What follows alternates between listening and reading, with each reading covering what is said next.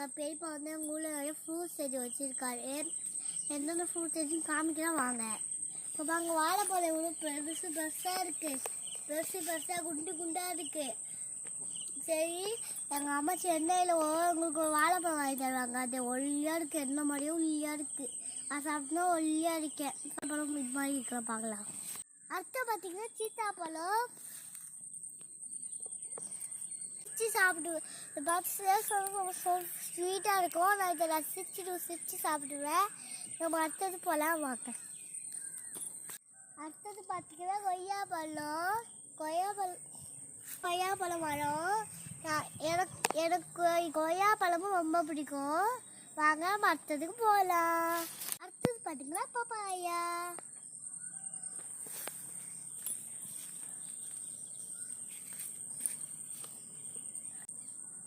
இந்த பப்பாயா ரொம்ப டேஸ்ட்டாக இருக்கும். வாங்க நம்ம அடுத்ததுக்கு போகலாம்.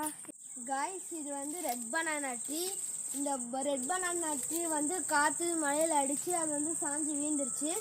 மற்ற டீலெலாம் எந்த ரெட் பனானாவும் வைக்கலை. அடுத்து வச்சதுன்னா நான் உங்களுக்கு அடுத்த வீடியோலாம் காமிக்கிறேன். வாங்க பொமோகிரானேட் ட்ரீக்கு போகலாம். இந்த செடி வந்து பொமோகிரானேட் செடி. அதை பாருங்கள் எவ்வளோ பெரிய பொமோகிரானேட்னு. நிறைய அணில் வந்து இந்த பொமோகிரானேட் கடிச்சு வேஸ்ட் பண்ணி போயிடும். அதை பாருங்க, உங்களுக்கு வீடியோவில் பார்த்தாலே தெரியும்.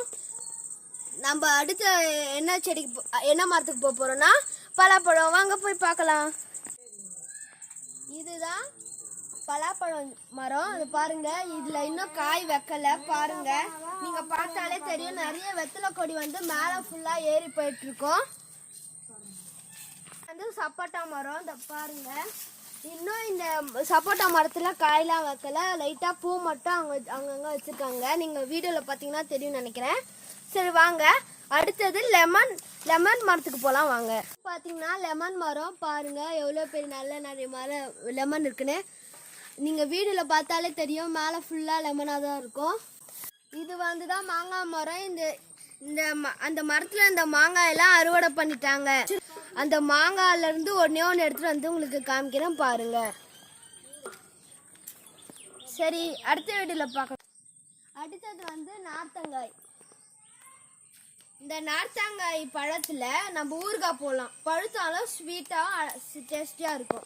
சரி, இன்னைக்கான வீடியோல நாங்க வந்து ஃப்ரூட் செடிஸ் நிறைய காமிச்சிருப்போம். நாங்க எத்தனை காமிச்சோன்னு மறக்காம கமெண்ட் பாக்ஸ்ல கமெண்ட் பண்ணுங்க. உங்களுக்கு எங்களுடைய வீடியோ பிடிச்சிருந்தா மறக்காம லைக் பண்ணிட்டு அப்படியே போயிட்டு சப்ஸ்கிரைப் பண்ணிக்கலாம் ப்ளீஸ்.